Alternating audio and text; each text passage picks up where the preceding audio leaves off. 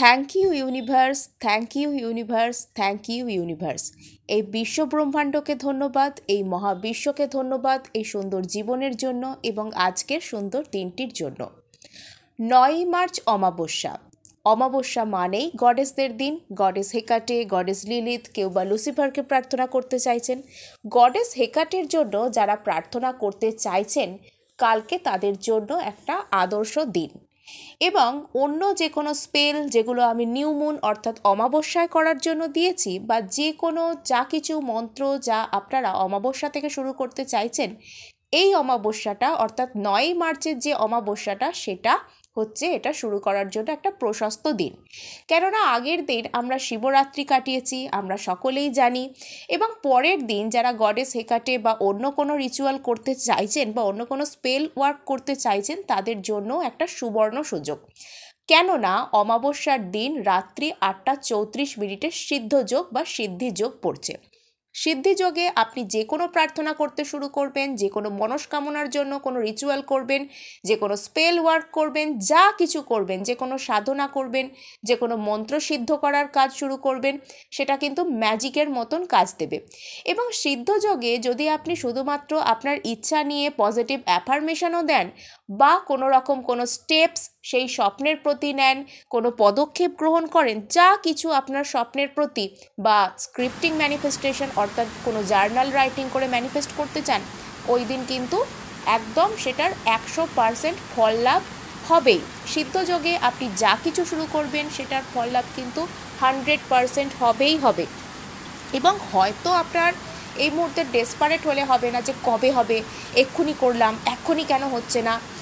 সেটা ডিপেন্ড করে আপনার সিচুয়েশানের ওপর, আপনার কতটা রেজিস্ট্যান্স আছে সেটার ওপর, আপনি ওই বিষয়টাকে কী ধরনের এনার্জিস দিচ্ছেন সেটার ওপর, অনেক কিছু ব্যাপার কিন্তু এর মধ্যে থাকে। হ্যাঁ, এবার যদি আপনি অ্যাবসার্ড কিছু চান, অর্থাৎ আপনি কোনো একটা কাজের জন্য অ্যাকশন নেবেন না কিন্তু সেটা আপনার জন্য হয়ে যাবে, বা কোনো রকম কোনো যেটাকে বলা যায় আর কি নেগেটিভ কোনো ম্যানিফেস্টেশন যদি করেন, তাহলে কিন্তু সেক্ষেত্রে ফল হবে না, বা হলেও কিন্তু সেটা আপনার জন্য ক্ষণস্থায়ী হবে আর কি, স্থায়ী হবে না। কিন্তু যে কোনো পজিটিভ জিনিস যদি আপনি নিজের জন্য চান, সেটা রিলেশনশিপের ক্ষেত্রে হোক, সেটা ক্যারিয়ারের ক্ষেত্রে হোক, বা যা কিছুর ক্ষেত্রে হোক না কেন, আপনার কিন্তু সেটা সিদ্ধযোগে আপনি যা কিছু করবেন সেটার কিন্তু ফল হবেই হবে। তো গডেস হেকাটের জন্য আমরা যেরকম কি আমাদের চার্জ করি সেরকম চার্জ করব, এবং সম্ভব হলে এটা আপনারা 8টা 34 আগে, অর্থাৎ রাত্রি 8টা 34 আগে 9 তারিখ এটা রেডি রাখুন সমস্ত কিছু।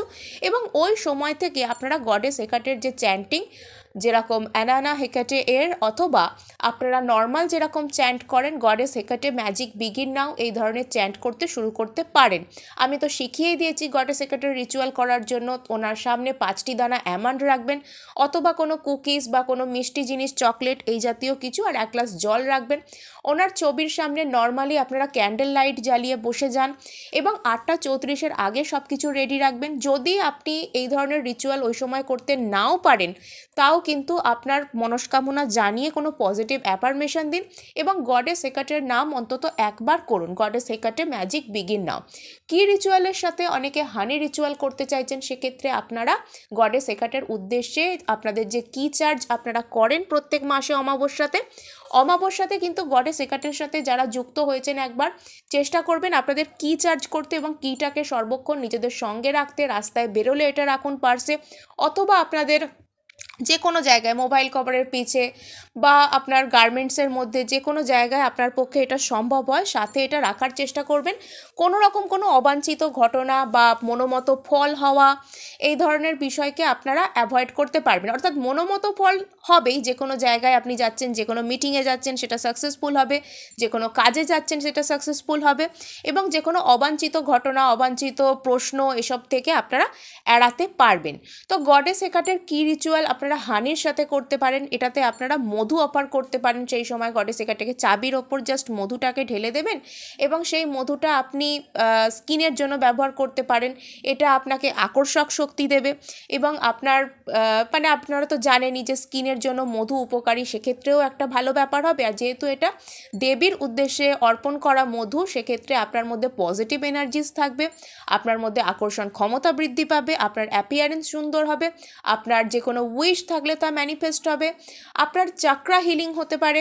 এবং এছাড়াও আপনার উইশ ম্যানিফেস্টেশন তো গডেস হেকাটের জন্য জাস্ট ম্যাজিকের মতন ব্যাপার, 1 মিনিটেই হয়ে যায় ওনাকে ডাকলে। এছাড়াও যেটা হতে পারে সেটা হচ্ছে যে আকর্ষণ ক্ষমতা বৃদ্ধি বলুন বা সুন্দর অ্যাপিয়ারেন্স, এগুলোও কিন্তু এই হানি রিচুয়ালের সাথে আসতে পারে। এবং হানি রিচুয়ালে যদি আপনি নিজেকে ওই হানি নিজের চেহারায় নিজের সৌন্দর্যের জন্য ব্যবহার করেন, সেটা কিন্তু আপনার যে ব্যক্তিত্ব সেটাকে মধুময় করে তুলবে, আপনার জীবনকেও মধুময় করে তুলতে এই রিচুয়াল কিন্তু পারফেক্ট। অর্থাৎ রাত্রি 8টা 34 মিনিটের যে সময়টা সেটাকে আপনারা ব্যবহার করুন।